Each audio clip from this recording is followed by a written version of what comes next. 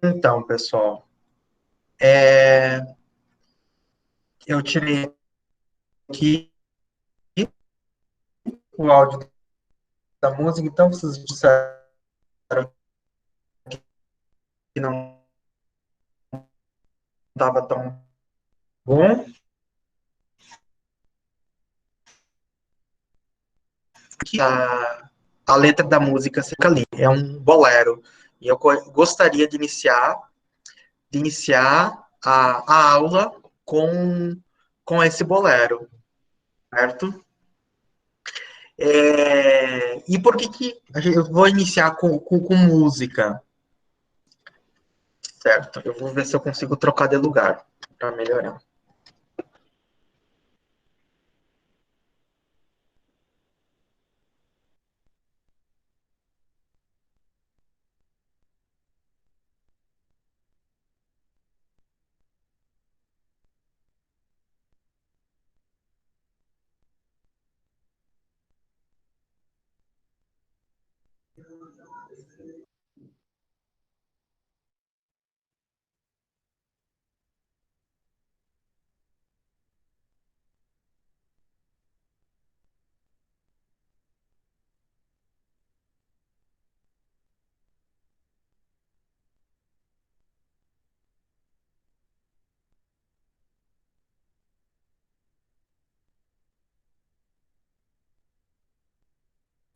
E agora está melhor?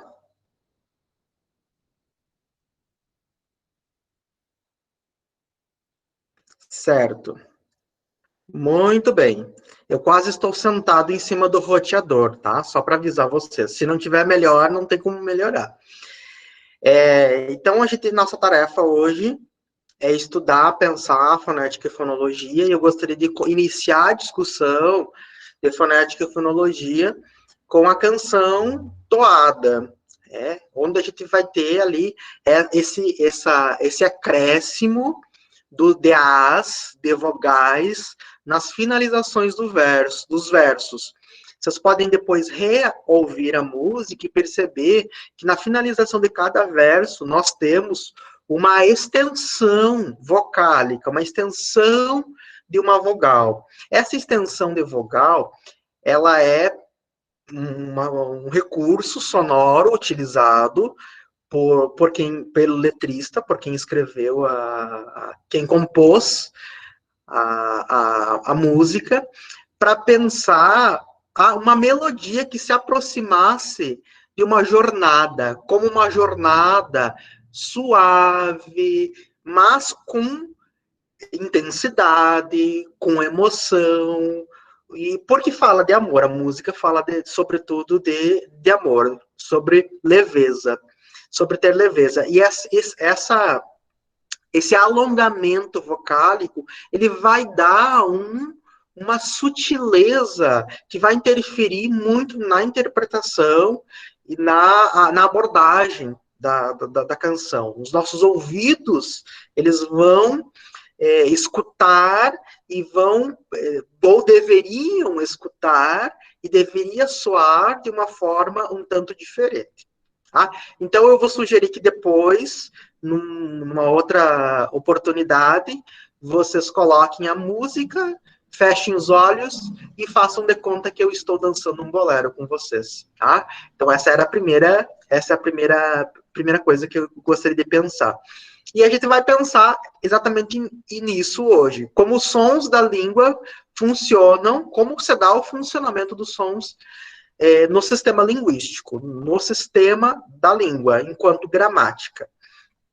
Nós sabemos que o primeiro nível gramatical é o fonema, é a fonética, é a fonologia, e a gente vai ver como que a gente pode pensar, como que a gente pode estudar essa unidade aí que se chama fonema, que geralmente é um tópico gramatical que é discutido no 6º ano, ou 5ª série, para quem é da época das séries, e retomado no 1º ano do ensino médio. Tá? Quem fez o curso de letras deve ter feito no 1º ano da graduação a disciplina de fonética e fonologia. Quem vai fazer letras vai fazer essa disciplina também. É uma disciplina do curso de letras, certo? Eu vou, então, agora tentar deixar a tela cheia, vou seguir o meu raciocínio de acordo com os slides que eu apresentei, eu não vou enxergar mais vocês. Se em algum momento sumir os slides, então alguém habilita o microfone e me avisa, porque eu não estarei enxergando. Certo? Vamos lá.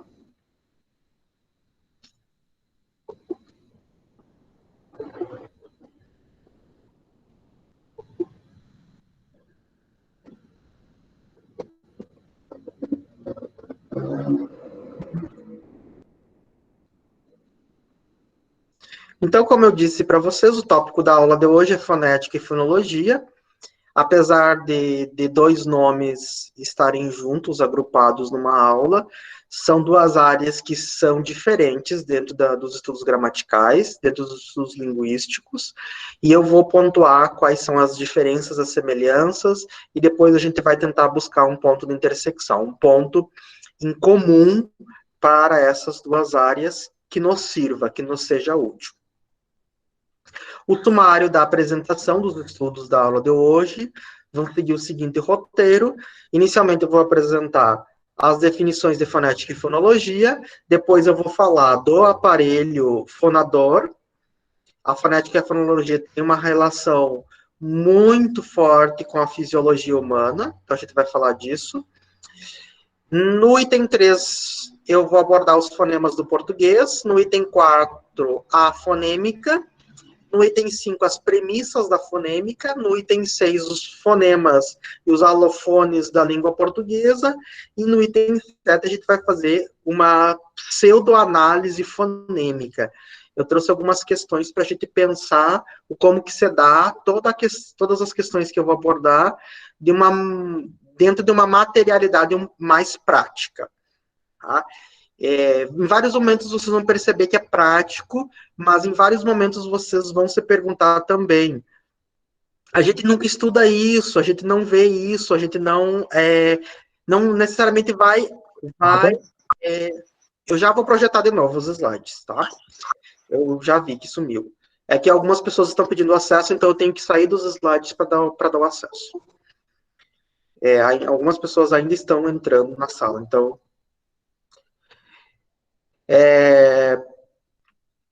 eu vou tentar colocar em prática no último momento da aula, certo?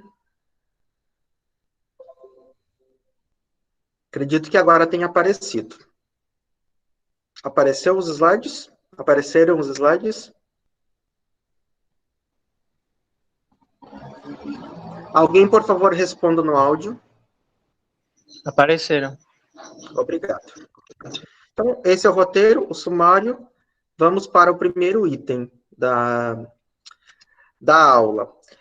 Então, a fonética e a fonologia, elas são áreas da linguística, são áreas da gramática. A gente vai ter aí a primeira unidade, a primeira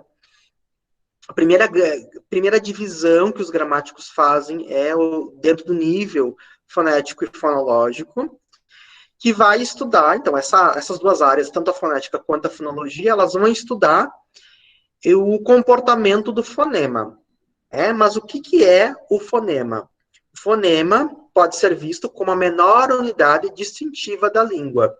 Então, seria a menor unidade de distinção sonora. E a gente está falando de distinção, mas essa distinção ela é sonora. Os fonemas eles podem ser descritos a partir de 3 dimensões. Uma articulatória, uma motora, uma auditiva, perceptual, nós falamos e falamos geralmente para alguém, e numa dimensão acústica, que seria em torno de um sinal. Nós temos, então, vocês podem observar que a gente tem aí o aparelho fonador, seriam todos os órgãos, todas as partes fisiológicas que vão interferir no processo de construção do som, no processo de construção do fonema. Então, o fonema, ele vai surgir, ele vai ser construído a partir de uma base fisiológica, e essa base fisiológica, ela vai se dar de acordo com o percurso do ar no nosso corpo. Então, quando nós respiramos, a gente vai, o ar, ele vai até os pulmões, e quando o ar está voltando dos pulmões, geralmente é aí que se produz o som, tá? E cada som é produzido, ao ser produzido nesse processo do ar saindo dos pulmões, essa corrente de ar que sai, até sair pela boca, ou até sair pelo nariz, vai produzir um som diferente. Vai construir um som diferente. E a gente vai ver mais ou menos alguma coisa de uma forma bem simplista. Repito, seria uma disciplina inteira dentro do curso de letras, essa aula de 30, 40 minutos. 30, 40 minutos. Então, essa corrente de ar ela vai sair e vai configurar um som. Então, é importante a gente saber aqui, então, que a fonética ela vai estar ligada à parte fisiológica do corpo.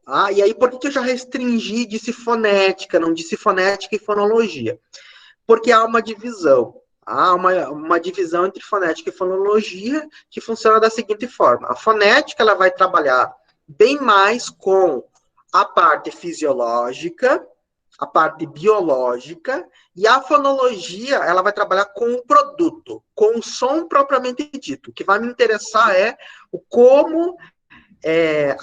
o som que é formado na palavra, já na palavra composta lá. Não interessa a exterioridade de como esse som no corpo humano é construído. A fonética ela já vai estudar mais o corpo humano. Então, basicamente, são essas diferenças entre fonética e fonologia. Vamos, então, observar aqui na figura o que está marcado. A gente vai ver aqui embaixo que a primeira coisa, o primeiro elemento marcado são as cordas vocais, certo? Depois a gente tem a laringe, epiglote, faringe, úvula, e aí então a gente tem o canal respiratório, onde a gente tem a língua, o véu palatino, a abóbada palatina, os alvéolos, lábio superior, lábio inferior, os dentes superiores e inferiores. Lá nas vias nasais, a gente tem, então, o palato, né? As fossas nasais, né? O palato que vai compor toda essa parte mais dura, mais resistente, e que a gente costuma chamar de céu da boca, tá? Então, a gente tem todas essas partes aqui da cabeça, né, do corpo, elas vão interferir na produção do som. Aí vocês podem até achar, mas será que não é exagero que isso vai interferir de fato ou não? Será que isso interfere? Eu vou mostrar para vocês, a gente vai fazer uma tentativa de mostrar como interfere sim nos sons, tá? Como os sons, eles geram interferência e mais interferência no nosso cotidiano do que a gente supõe.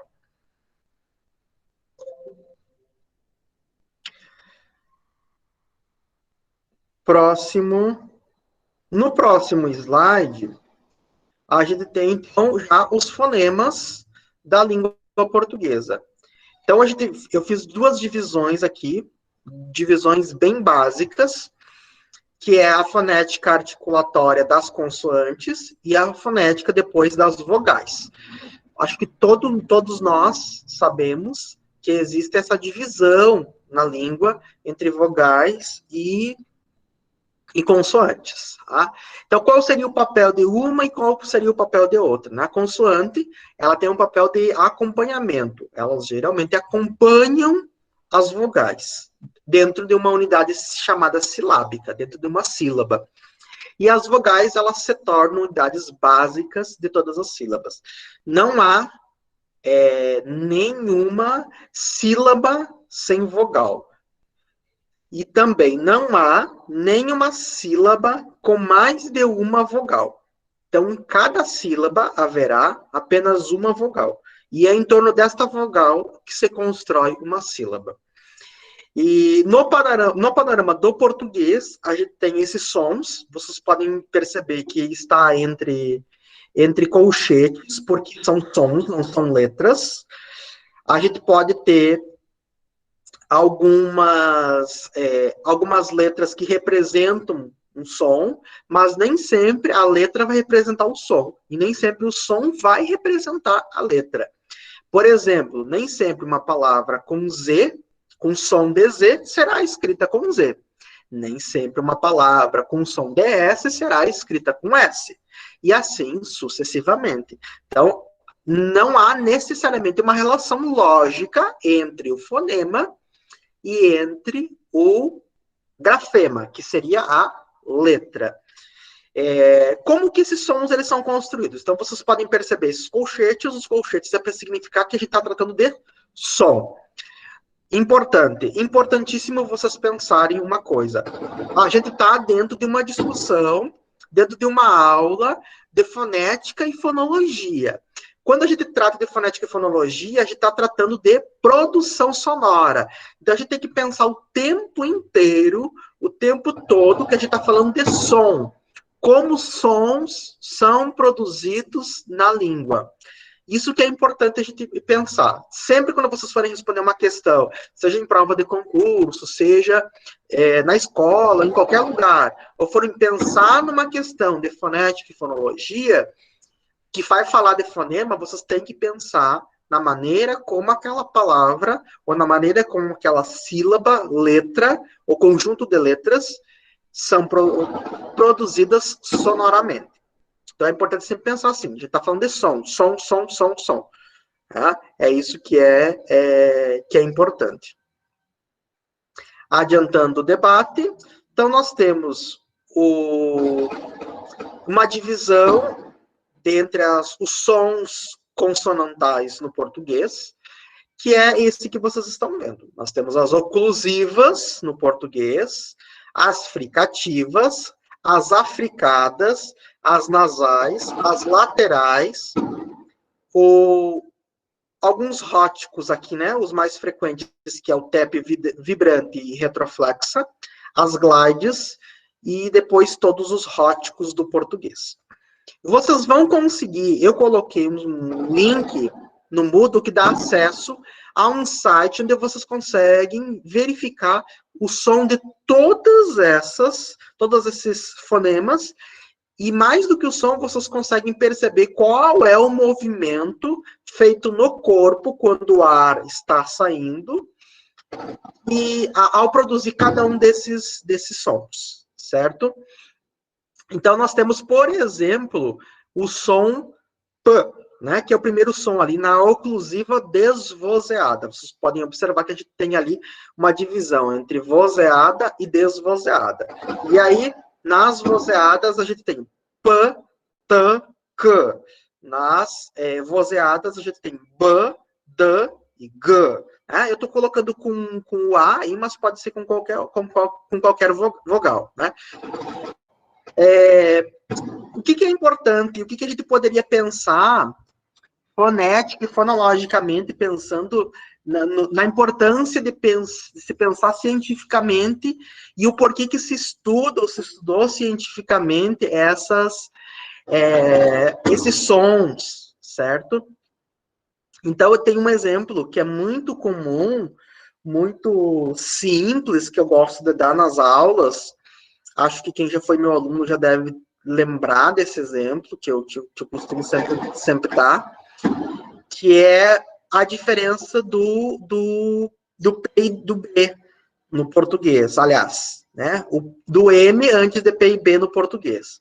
A gente geralmente aprende na escola. Eu sei que tem professoras aqui também, né? É uma satisfação a gente ter esse público também assistindo o curso. E quem é professor, ou quem já estudou, né? Ou quem trabalhou, ou já viu talvez algum irmão, primo se alfabetizar, ou quem consegue lembrar do seu próprio processo de alfabetização, vai lembrar que existe uma regra que é vai M antes de P e B. A gente aprende isso na escola. As tias lá na escola aprendem. É M antes de P e B, é M antes de P e B, é M antes de P e B. E a gente não pergunta o porquê, porque é criança, mas a gente depois larga a mão e nunca se pergunta o porquê que a gente usa M antes de P e B. E aí tem uma explicação fonética e fonológica para isso, né? Tem uma explicação fisiológica para isso. A gente usa M antes de P e B, não é porque é bonito ou porque alguém disse que tem que ser assim. Porque o nosso aparelho fonador, ele nos permite usar o M antes de P e B, e não N, por exemplo. E eu já vou explicar de uma maneira prática e fácil como vocês podem entender isso. Olhem só. Então, se eu disser, por exemplo, tampa, eu tenho aí um M que vem antes do pá. Né? E se a gente pegar essa sílaba que vem na sequência, que é pá, a gente vai perceber o quê? Olhem só. Tampa. O que a gente fez? Olha. Pá, P, pi, po, pu, pão. Tá? Vou voltar para a primeira série. E se fosse B, né? Por exemplo, bomba, nós teríamos ba, be, bi, bo, bu, bão. Então, observem só o movimento que a boca está fazendo. Só na boca. A gente nem está falando dos outros órgãos. Só no movimento da boca, né? Pá, ba. Observem o que acontece com o M, que a gente vai pronunciar ali e vai ser depois escrito, vai passar para a escrita. Ma, ma, me, mi, mo, mu. Tá? O que aconteceu? Olhem só. Ma, o lábio inferior tocou o lábio superior. Pá, o lábio inferior tocou o lábio superior. Ba, o lábio inferior tocou o lábio superior. Então, significa que o M, ele é usado antes do P e antes do B, porque o M é uma bilabial. Os dois lábios, eles se encostam na hora da produção do som. É? Aí vocês podem se perguntarem, me perguntar, sim, Odair, mas por que a gente usa M e não N antes do P e do B? E se eu quiser usar o N, por que eu não posso? Por uma simples razão, que é uma razão fisiológica também. Olhem só o que acontece com o N, diferente do M. Vamos fazer a mesma técnica. Na, ne, ni, no, nu. O que aconteceu? Se vocês pegarem e pronunciarem na, ne, ni, no, nu, vocês vão ver que a ponta da língua ela vai encostar nos alvéolos, que é aquela carnezinha que fica acima dos dentes. Então, na verdade, o na, ne, ni, no, nu, o esse N aí, é uma alveolar. É um outro ponto de articulação. E a gente não consegue produzir o som, o nosso aparelho fonador, ele vai buscar sempre, a nossa mente, na verdade, ela vai buscar sempre aquilo que se torna mais cômodo, não por preguiça, mas porque a nossa mente é programada para fazer produzir o máximo com o mínimo. Então a gente tem o que aí? A aproximação dos pontos de articulação. Então a gente vai usar o M antes de P e B, porque o M é uma bilabial, o P é uma bilabial, e o B é uma bilabial. O N, ele vai ficar antes de outras consoantes, por quê? Porque é uma alveolar. Na. Aí vamos pegar um outro exemplo. Por exemplo, dente. O dente, a gente tem o N antes do T. E por que esse N está antes do T? Olhem só. Ta, te, ti, to, tu. O que vai acontecer? Vai acontecer que a ponta da língua, com a exceção do ti, a ponta da língua ela vai encostar nos alvéolos. Então, esse T aí será uma alveolar também, tá? Vocês podem depois explorar isso lá no site. Vai mostrar o ponto de articulação e como que acontece isso, como que acontece com cada um desses sons, certo? Eu gostaria só de dar mais 2 exemplos aqui, antes de eu passar para as vogais. Eu não vou falar de todos os sons, porque, como eu disse, é muita coisa. E aí, nos róticos, por exemplo, que é a variação de R no português, só para vocês terem ideia, eu geralmente, quando eu dava disciplina de fonética e fonologia na universidade, eu ficava em torno de 4 semanas falando somente da produção do som do R no português. Tá? Então, seria pauta para muita discussão. Né?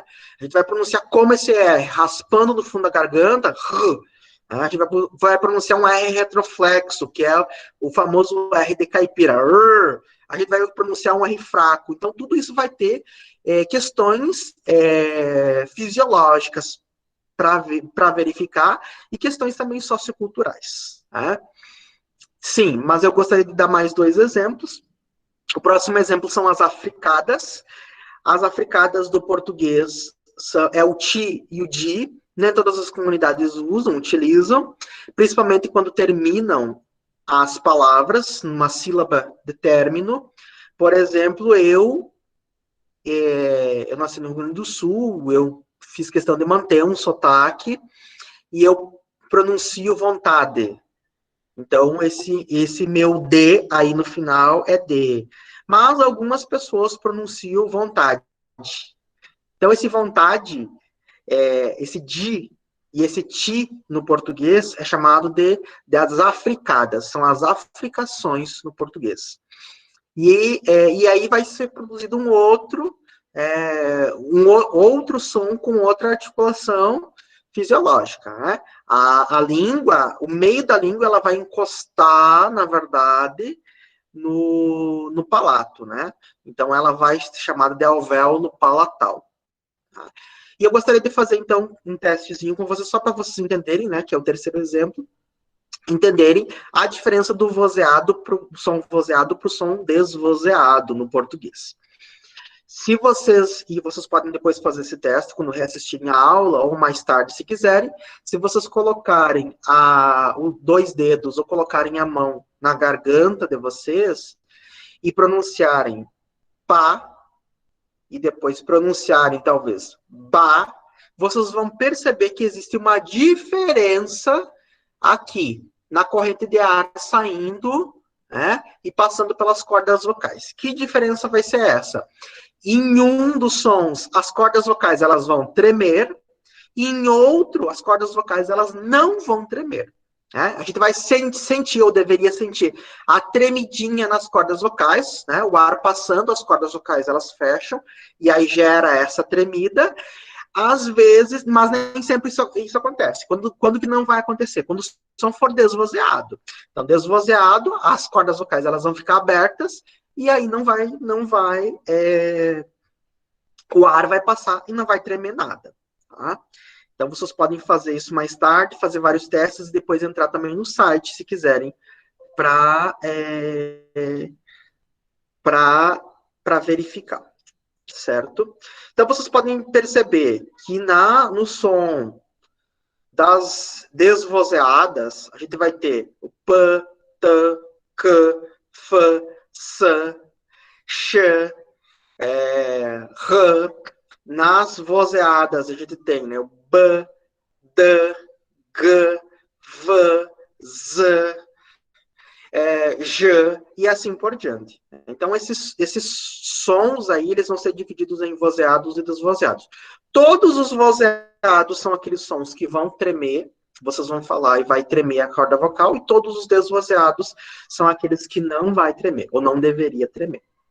Tá? E aí, para finalizar, algumas pessoas perguntam, ou alguns de vocês devem estar imaginando, mas então deve ser por isso que as crianças confundem, trocam as letras na hora da alfabetização, ou muitos adultos também trocam trocam as letras, os grafemas, exatamente por essa razão, por essa proximidade, porque muitas vezes, qual é a diferença, por exemplo, de p e b? P e b são duas oclusivas, tá? Mas só que uma é vozeada e outra é desvozeada. Então, a percepção ela é muito mínima. Então, é por isso que muitas vezes as crianças, ou os indivíduos trocam, né? O F por V, ou tem dificuldade, né, de pronunciar, ou de escrever, né? E aí tem essa dificuldade de troca, F, V, o G, né? E o C, o T e o D, e o próprio P e B, tá? Para a gente não pensar em outros níveis que são, talvez, bem mais complexos. Nesse mesmo panorama, a gente vai ter as vogais, o panorama das vogais no português. Vocês podem perceber aí que tem um quadrinho, e nesse quadro estão todas as vogais, ou que a gente acha que são vogais, certo? Já já eu vou complicar um pouquinho a vida de vocês. Então, a gente tem uma divisão entre frontal, central e posterior, fechada, semifechada, semiaberta e aberta. Então, a gente pode fazer um teste com A, E, U, porque eu acho que é um teste rápido e muito mais fácil para a gente pensar o como fisiologicamente é a produção de vogais.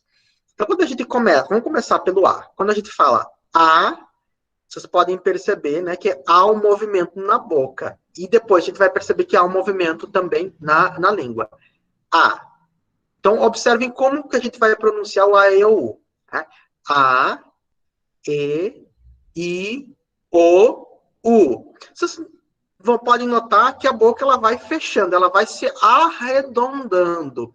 No A, ela está mais aberta, e depois lá no U, no I e no U, ela está mais fechada, a boca mais arredondada. Tá? Isso vai influenciar para a produção do som. Vocês têm ali as três posições, frontal, central e posterior. Então, vocês podem perceber que I, E, são produzidos com a posição da língua na frente da boca. I, E, a língua ela vem para frente da boca. Agora, para pronunciar o som do O, U, O, a língua ela vai para o fundo da boca. E o A, como é que fica? O A fica numa posição central. A. O A não se move nem para frente, nem para trás, e faz uma posição medial. Ela fica na posição central da boca. E isso vai contribuir para o som das vogais para a construção dos fonemas, né? Do grupo das vogais dentro do português. Certo? Vou passar para o próximo tópico. Então, a gente tem aí a fonêmica. A gente vai sair da fisiologia, a gente vai sair da fonética e a gente vai entrar na fonologia. Vai ficar mais restrito à fonologia agora, que é o som, o produto, que nos interessa por várias razões, por questões de escrita, por questões de volume, de questões em concurso público e por questões gramaticais também. Essa parte articulatória e fonética, ela é importante mais por uma questão de curiosidade, de conhecimento, de saber o funcionamento, e agora a questão da fonêmica, ela está mais ligada à questão da gramatical. A gente vai perceber, talvez, com mais aplicabilidade em construções gramaticais. Tá? E aí tem um trabalho também, que foi um trabalho que deu um norte para as pesquisas dentro de fonêmica e fonologia. Certo?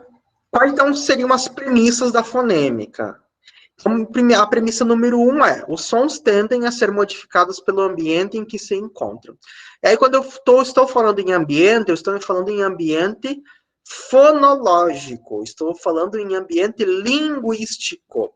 Ah, não é ambiente a sala de casa ou ambiente sociocultural. É a palavra. Como assim, Odair, é a palavra? Como assim é esse ambiente? Os sons vizinhos. Então, a primeira questão é: a gente tem que perceber que, de acordo com a letra que vem antes, ou o fonema que vem antes, e o fonema que vem depois, vai ser a pronúncia, muitas vezes, de um determinado som. Se o fonema está terminando a sílaba ou a palavra, vai ser um outro som. Se estiver começando, vai ser um outro som. Então, a gente sabe, por exemplo, que... vou contar uma historinha. Eu vou contar uma historinha para vocês entenderem essa parte aí de contexto e de ambiente linguístico. Eu estava dando aula uma vez, numa escola particular, e um aluno, e era uma aula de literatura, e eu estava falando dos elementos da narrativa e coloquei a palavra enredo no quadro. Coloquei a palavra enredo no quadro, e um dos alunos levantou a mão e me disse: muito bonito um professor de português escrever palavras erradas no quadro. E aí eu olhei para ele, olhei para o quadro e não estava entendendo o que estava acontecendo. E ele levantou e me disse: olha só aqui, enredo. Tem um R forte, então deve ser com 2, e você colocou com 1. E eu disse: não, enredo tem um R só. E ele me olhou com ar de desafio e perguntou: mas por quais razões enredo deve ter um R só? E aí ele foi sentar e eu fui explicar por quais razões o enredo tem um R só. Então a gente tem uma regra, e aí tem a ver também com as questões fisiológicas, né, que eu acabei de explicar. No português tem uma regra que é a seguinte: só pode ser usado 2 R's e 2 S's entre vogais. Em, re, então a gente tem o que aí? Uma consoante e uma vogal. Logo, eu não posso ter o R duplo no meio de entre consoante e vogal. E aí a gente pode pegar vários outros exemplos, né? Carro, carroça, corredor, são todos com R's entre vogais. Da mesma forma, os dois S's. Pássaro, passada, pêssego, todas essas palavras têm 2 S, e se esses 2 S, eles estão posicionados entre vogais. Então, quando eu digo que 2 R's e 2 S só é possível utilizar entre vogais, eu estou dizendo que há um ambiente, vocês perceberam onde eu quero chegar? Há um ambiente linguístico que me permite usar 2 R's e 2 S's apenas entre vogais. Então, a gente tem que prestar atenção nisso. A gente começa a pensar os aspectos gramaticais já aí, nas questões fonéticas e fonológicas, pensando em ambientes linguísticos. Então, tem interferência. A gente não pode, no português, terminar uma palavra, por exemplo, muito difícil de terminar uma palavra com o N num ditongo decrescente nasal. Tá? Vai ser difícil encontrar. Tá? Então, há tendências no português. Né? Não significa que essa regra não possa ser, em algum dia, rompida. Os falantes estão aí, estão vivos, estão lendo, escrevendo, falando, e podem, sim, modificar.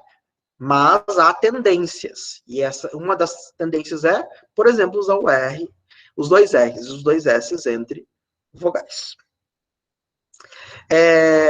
Aí aspectos morfológicos e aspectos de tonicidade também. A tonicidade ela vai nos ajudar, a gente vai ter no próximo módulo já, que é uma ponte com a fonética e a fonologia, a prosódia, a acentuação gráfica, e a gente vai falar disso. A gente vai retomar algumas questões de fonética e de fonologia. A premissa número 2 é de que os sistemas sonoros tendem a ser foneticamente simétricos. Ou seja, há sempre uma simetria, uma binaridade no português, nas línguas em geral. Vocês podem perceber lá, quando eu fiz a projeção das consoantes, que para cada vozeada havia uma desvozeada. Então, é nesse sistema de oposição que a língua geralmente funciona. Então, vocês podem perceber aí que o I está se opondo ao U, que o E está se opondo ao O, e o que o A vai ficar numa posição intermediária, mas com algumas possibilidades de alternâncias sonoras. Por exemplo, aqui seria uma nasalização do A oral. A premissa 3, há no português a distinção entre vozeamento e desvozeamento. Então, há sempre uma distinção no processo de articulação dos sons, aquilo que eu expliquei lá no início, sobre fonética, sobre fisiologia. Sequências características de sons exercem pressão estrutural na interpretação fonêmica dos segmentos suspeitos. Então, aqui a gente precisa pensar em algumas questões. Primeiro, uma mesma letra não necessariamente vai ter o mesmo som. E, às vezes, trocando uma letra só na palavra, a gente pode trocar o som, a gente pode não necessariamente trocar o som, mas a gente pode trocar o sentido também. Tá? E aí a gente vai ver em vários outros momentos dos estudos gramaticais o funcionamento disso, e o papel da fonética e do fonema nessa questão de estrutura. Eu coloquei ali alguns exemplos, como a palavra sexo, peixe, próximo, exame. Vocês podem perceber que em sexo, o X tem som DKS, peixe, esse X, vai ter um som DCH, DX, próximo, esse X tem um som DS, e exame, esse X tem som de Z. Então, é um mesmo grafema, é uma mesma letra, com sons diferentes. Então, a gente pode perceber que há um alomorfismo, uma questão de mudança estrutural aí, e que nem sempre uma mesma letra vai representar o mesmo som. Uma mesma função sonora. Então, tem um exemplo clássico que se usa na linguística, que é pata e bata. Se a gente trocar o P por B, a gente vai ter uma palavra diferente, vai mudar a palavra. E a gente está trocando somente um som vozeado por um desvozeado. Aí vai fazer toda a diferença. E aí os allofones seria a variação, né? Como, por exemplo, eu mostrei lá no X, que o X ele vai aparecer com uma variedade de sons. Então, aqui a gente tem, por exemplo, o som do R pode aparecer com várias letras e sons.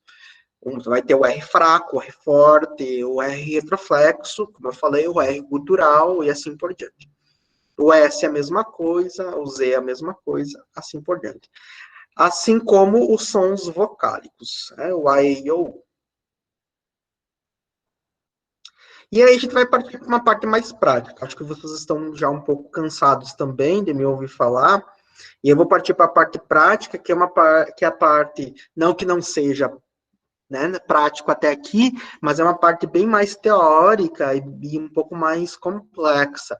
Então a gente vai partir para questões que talvez vocês até já saibam, que é uma retomada daquilo que vocês viram no ensino fundamental e no primeiro ano, certo? E aí eu coloquei algumas ponderações na análise fonêmica, na análise dos fonemas. Eu falei lá no início que a gente tem, todas as sílabas têm vogais, e nenhuma sílaba tem mais de uma vogal. Se instaura aí alguns problemas, para algumas pessoas que têm dificuldade de compreender isso. Em que medida se instauram os problemas? Primeiro, quando a gente tem, por exemplo, a palavra caixa, a gente separa a palavra cai, chá. Na primeira sílaba, a gente tem C, A, I. Na segunda sílaba, a gente tem X, A. Na segunda sílaba, a gente não tem nenhum problema em identificar que o X é a consoante e o A é a vogal. Mas na primeira sílaba, a gente se instaura um problema. Né? A gente tem algumas pessoas têm uma certa dificuldade. Por quê? O C vai ser consoante. Ok, resolvido. Mas há o A e há o I. Há a letra A, o som do A e o som do I. Que a gente precisa decidir qual é a vogal e o qual não vai ser vogal. E aí, algumas ponderações precisam ser feitas. Primeiro, repito, há apenas uma vogal por sílaba e não há mais de uma vogal. Então, a gente tem que decidir qual é a vogal. E a outra, que não será vogal, ela será chamada de semivogal. Essa divisão entre vogal e semivogal é uma divisão mais ou menos de força, certo? Eu já fiz há alguns anos essa pirâmide que vocês estão enxergando, que eu acabava utilizando lá nas aulas do cursinho, que eu costumava dizer que é a pirâmide da fonética e da fonologia. É uma pirâmide hierárquica.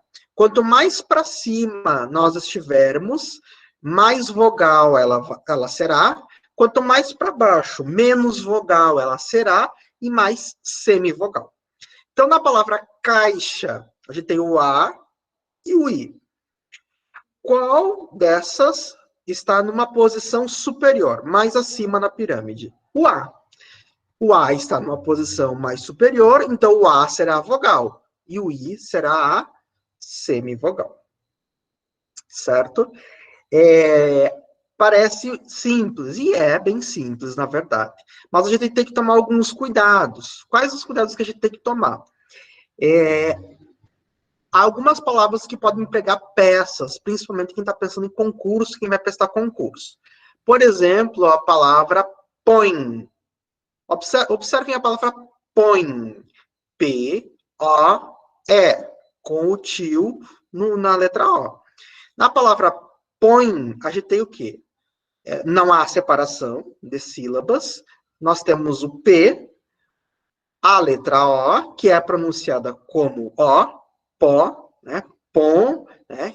Com a nasalização, com a devida nasalização. E o que acontece com a letra E? É que vocês podem observar ali que o E e o O estão na mesma linha da pirâmide. Então, como que eu vou decidir qual será uma semivogal ou não? Pelo som. Nós estamos numa disciplina, num assunto que é de fonética e fonologia. Todas as nossas dúvidas, elas serão sanadas pela pronúncia, pelo som. Então, na palavra põe, esse E tem o som de I. Põe. Então, o O será a vogal, porque ocupa uma posição superior na pirâmide, e o E, né, ocupando a posição de I, foneticamente, terá o papel de semivogal. Então, na palavra põe, nós temos uma vogal e uma semivogal. Na palavra caixa, nós temos uma vogal e uma semivogal também. A partir disso, a gente tem a divisão dos chamados encontros vocálicos, que pode ser ditongo, tritongo ou hiato. No ditongo, a gente vai separar as sílabas e as vogais, as supostas vogais, elas vão ficar juntas. O que a gente vai chamar depois de vogal e semivogal. Tá? Então, na palavra caixa, nós temos aí o A e o I que ficaram juntas, não separou. Nós temos um ditongo. Tá? Na palavra põe, não há separação de sílaba. O O e o E ficaram juntos. É um encontro vocálico também, é um ditongo. Na palavra pai, não há separação de sílaba. O A e o I ficam juntos, logo é um ditongo.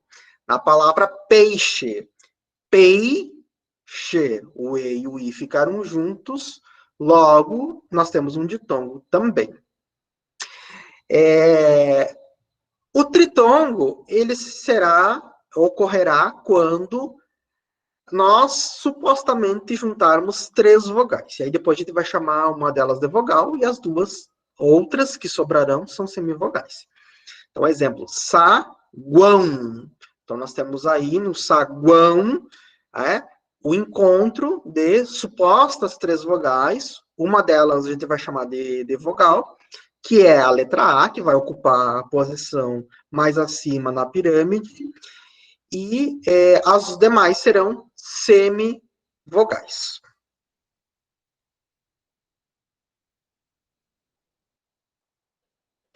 E o hiato ocorre quando há separação entre as vogais. As vogais elas vão ficar em sílabas diferentes. Então, quando a gente fala de tongo, tritongo e hiato, a gente tem que perceber a separação silábica, a separação de sílabas. Sa, u, de.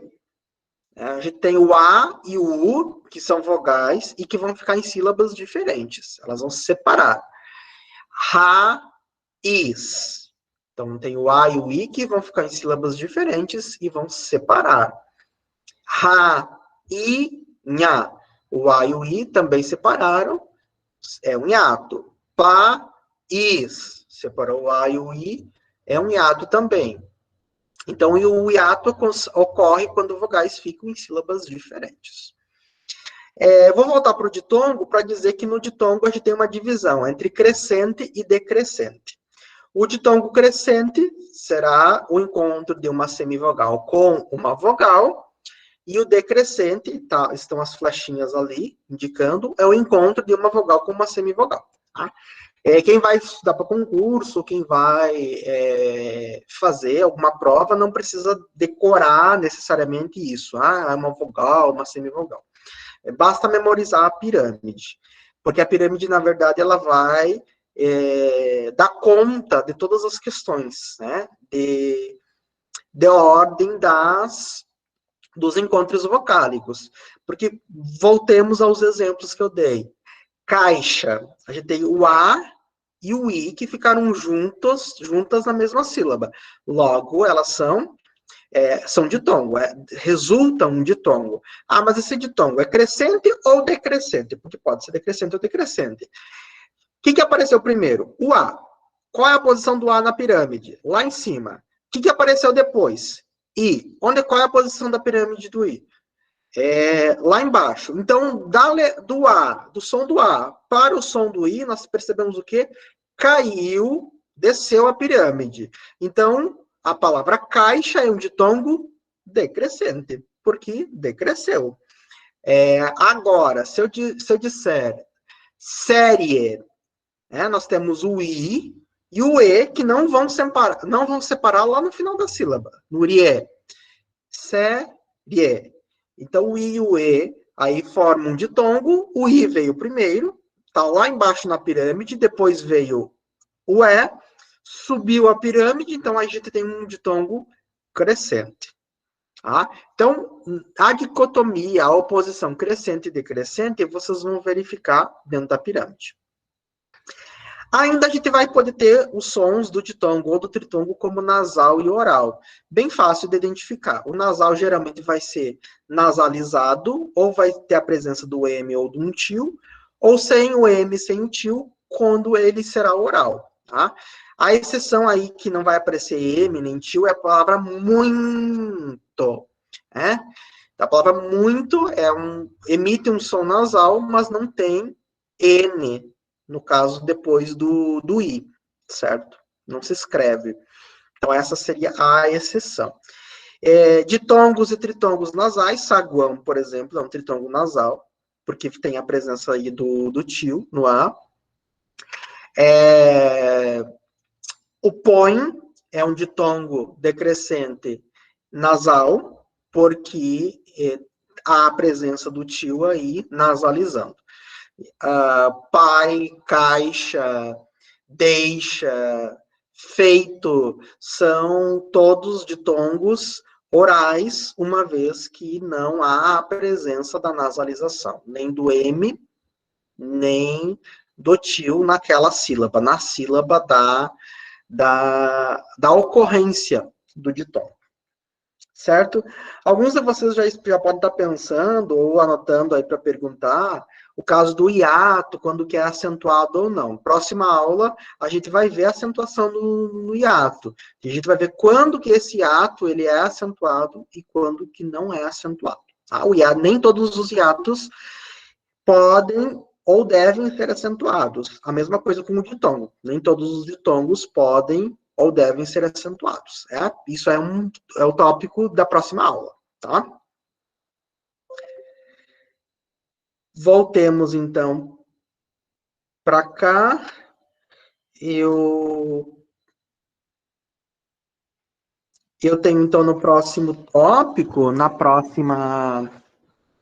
no próximo slide, de análise fonêmica, o que a gente aprende lá no 6º ano. Todo mundo aqui, quem fez série é na 5ª série, tá?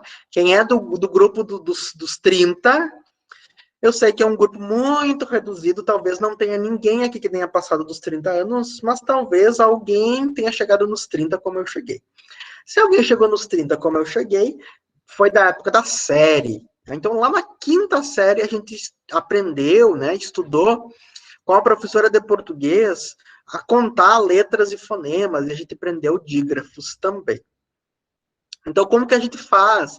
E isso geralmente também é uma questão que às vezes às vezes é cobrado, é pedido em provas de concurso, certo? E são questões também questões que ajudam a gente a pensar em questões de ortografia, de escrita.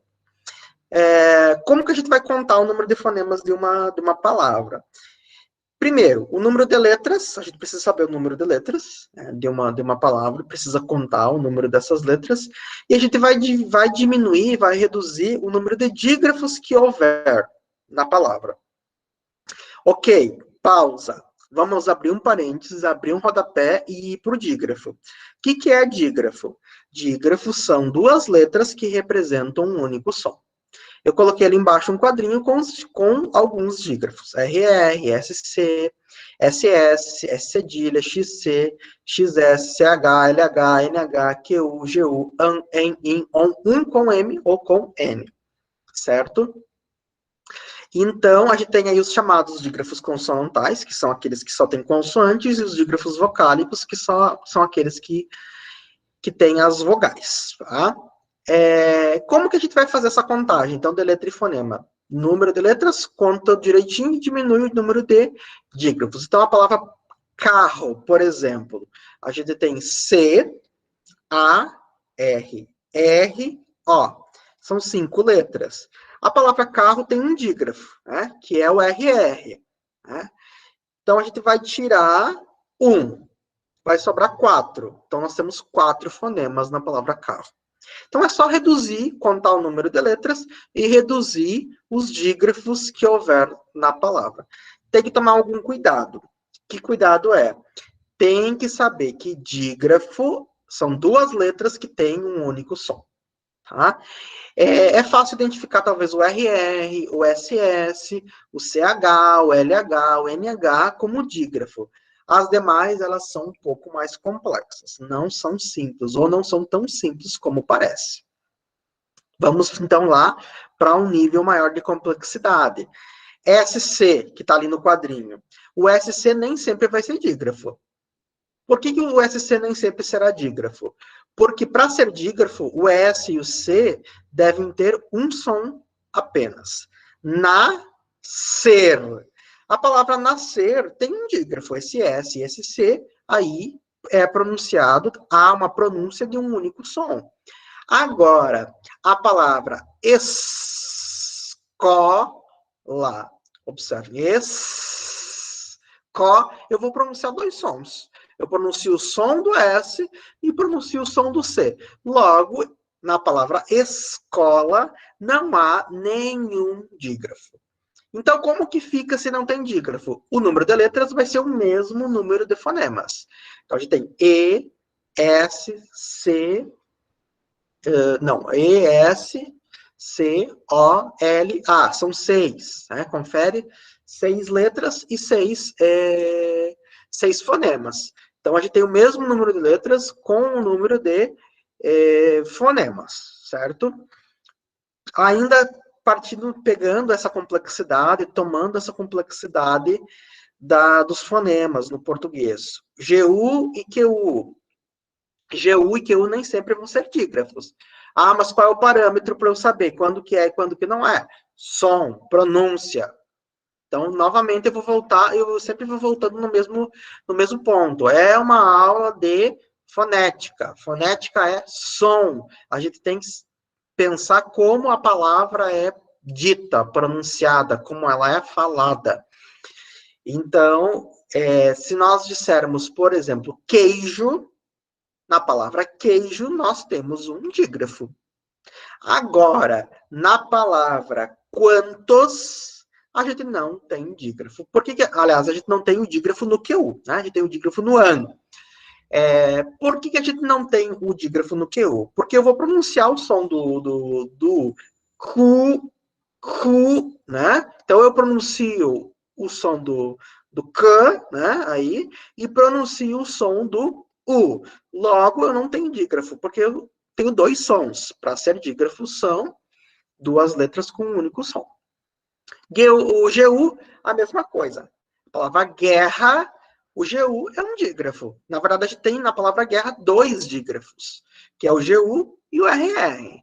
Agora, na palavra água, nós não temos dígrafos. Por que na palavra água não tem dígrafo? Porque o som do G é pronunciado e o som do U é pronunciado. Gu, U.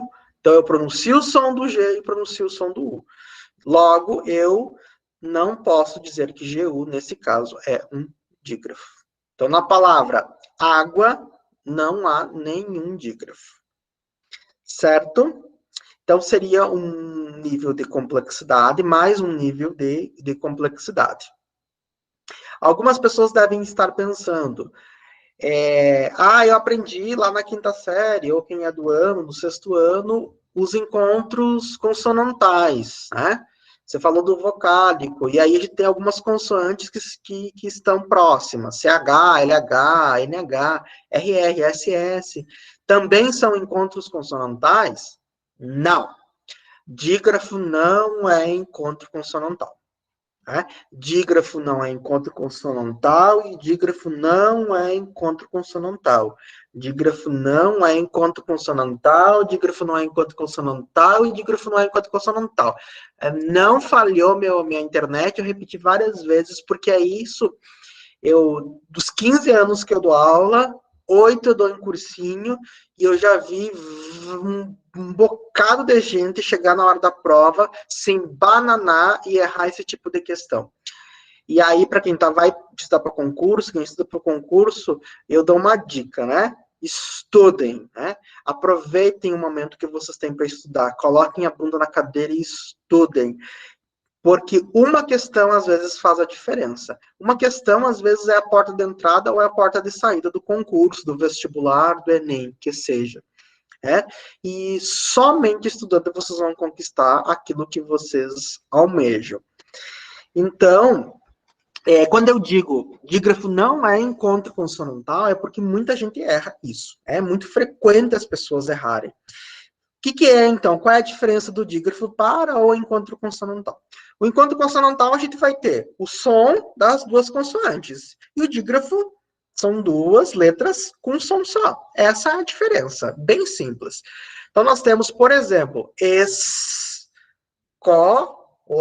O S e o C são encontros consonantais, porque eu pronuncio o S e pronuncio o C. Agora, nascer. Eu pronunciei o ser com um som só. Logo, na palavra nascer, nós temos um dígrafo.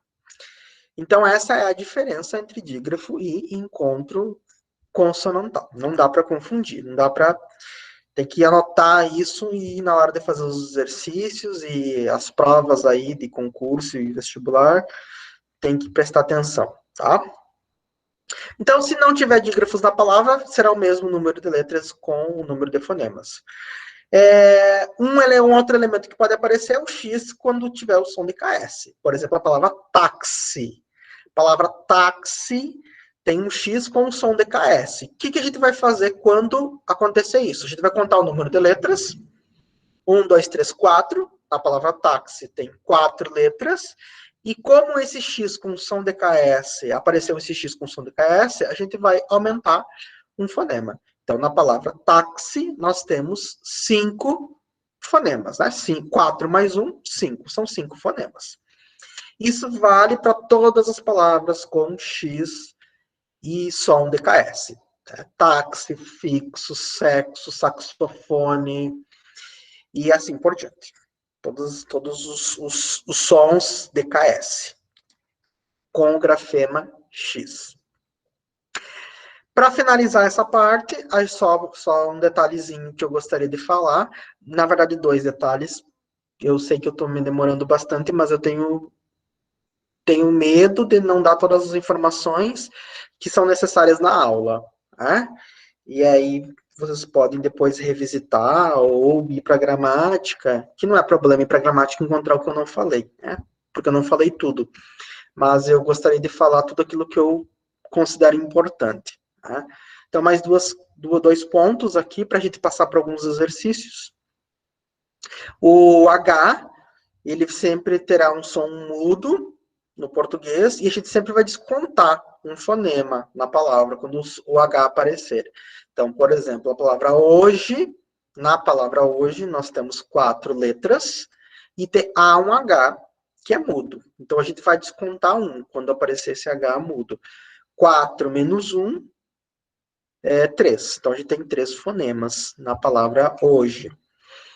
E um outro dificultador, talvez, aí, são nos dígrafos vocálicos, que talvez nem todo mundo saiba, né? Que o an e o em alguns casos o on, mais difícil, mas pode, mas o an e o em, no final de sílabas, aliás, no final de palavras, não formam dígrafos, eles formam ditongos.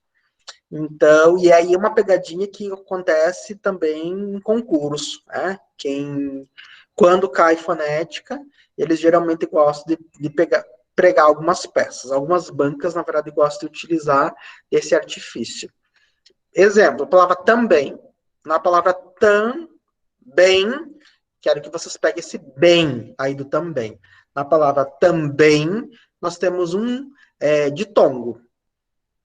O an, o primeiro an, né, o an da primeira sílaba, é um dígrafo, ok. Agora, o en não é dígrafo. Por que o en não é dígrafo? Porque o en é um ditongo decrescente nasal. Por que é um ditongo decrescente nasal? Vamos por partes. Primeiro, quando nós falamos, a gente diz bem, então a gente tem um e um i depois. Nós pronunciamos esse i. Se nós pronunciamos esse I e nós estamos numa aula, num tópico que é de pronúncia, de som, de fonética e fonologia, a gente precisa levar em consideração esse som. Logo, na palavra também, nós temos um ditongo, uma vez que há 2 vogais. Há o som de 2 vogais aí, nesse bem. E esse em é nasalizado, ou seja, é um som nasal. Uma vez sendo um som nasal, é um ditongo nasal. Vamos para a pirâmide. Veio o E primeiro e depois o I. Então, ao invés de subir, desceu a pirâmide. É um ditongo decrescente. Logo, na palavra também, nós temos um ditongo decrescente nasal. E vai acontecer em todas as palavras que terminarem em. A palavra terminar em. Ninguém, alguém, vintém, porém, todos os ens finais de palavras são ditongos decrescentes nasais. Pode acontecer também com o an, na mesma situação, posição final de palavra. Falaram, jogaram, saíram, compraram, brincaram, certo? E com a diferença, nesse caso aí do AM, que há um som de um U que não aparece como uma letra. Falaram. Então, a gente tem o A, e como se houvesse depois do A, o som de um U. Novamente, o som é nasalizado, serão ditongos nasais. O A vem primeiro, depois vem o U, são ditongos decrescentes também. Então, an e em finais de palavras, configurarão ditongos decrescentes nasais, certo? Acho que deu para se divertir um pouquinho. Agora a gente vai passar para o segundo momento, que vou olhar rapidinho com vocês alguns exercícios.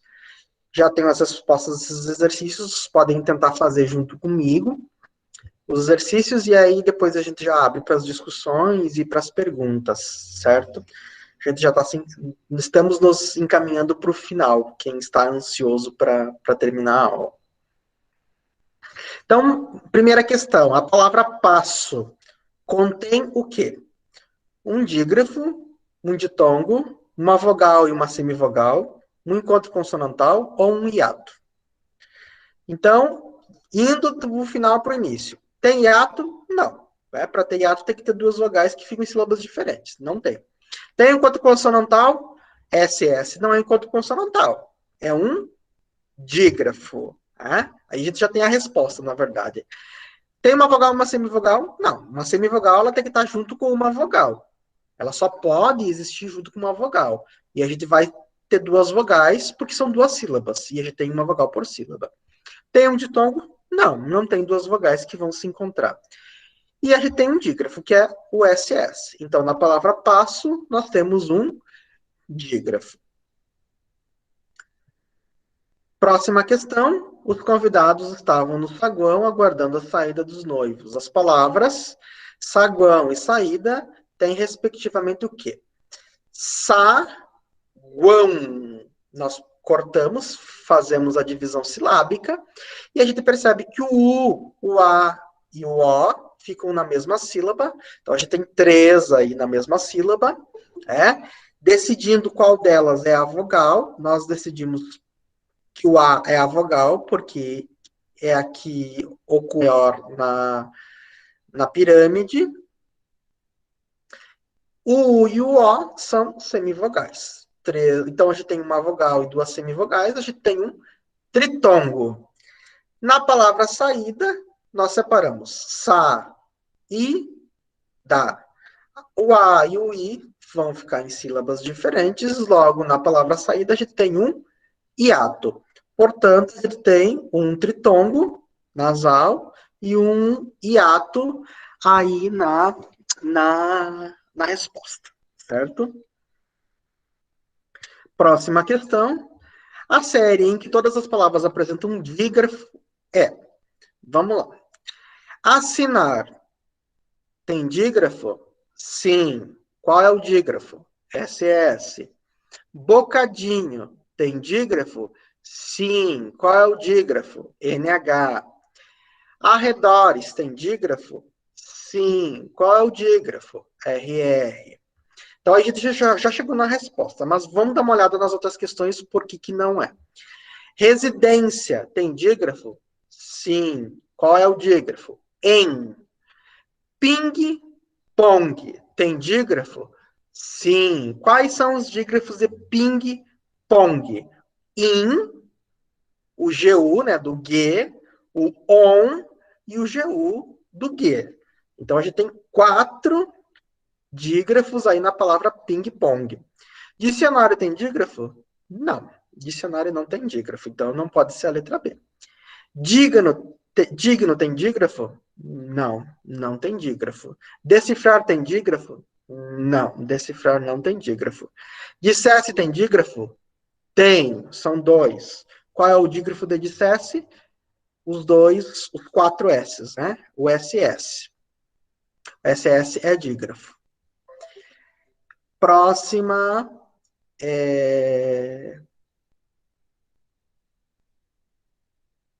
Próxima alternativa. Dizer tem dígrafo?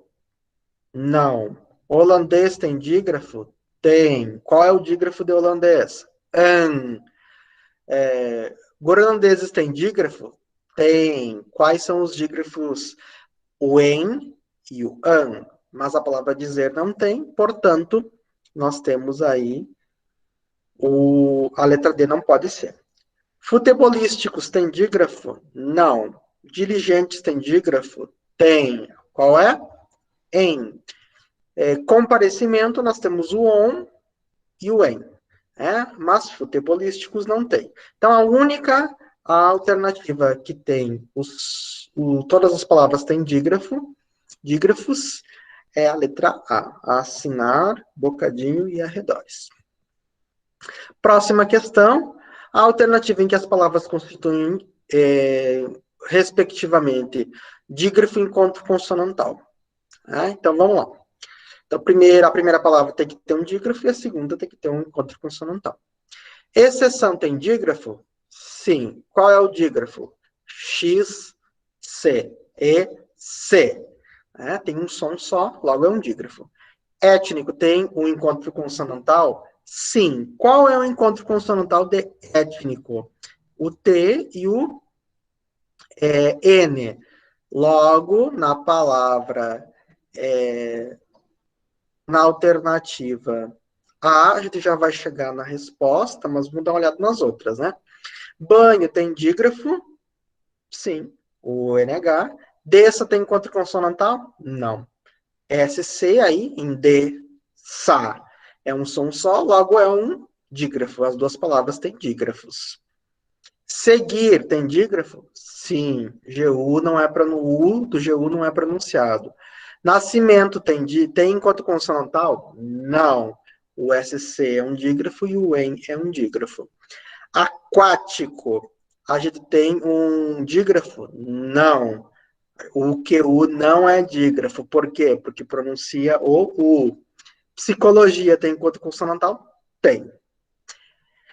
Occipital, a gente tem uma pronúncia só aí, na verdade são duas pronúncias, occipital, tem duas letras, só que a letra dobrada no português a gente vai utilizar como dígrafo o RR e o SS, e em represa a gente vai ter o encontro consonantal, mas occipital não tem,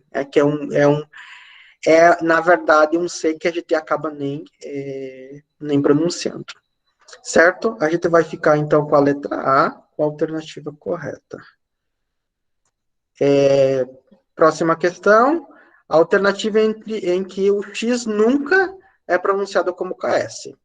Tóxico, já pronunciou com KS, Máximo, não é. Prolixo, já pronunciou com KS. Então, não pode ser a letra A. Êxtase, não é KS. Exímio, não é KS. Léxico, é KS. Exportar, não tem KS. Nexo, tem KS. Táxi, tem KS. Mexer, não tem KS. Êxodo, não tem KS. Expulsar, não tem KS. Exemplo, não tem KS. Tórax, não tem KS. Aliás, tórax tem KS, desculpa, me perdi. E exercício, não tem KS.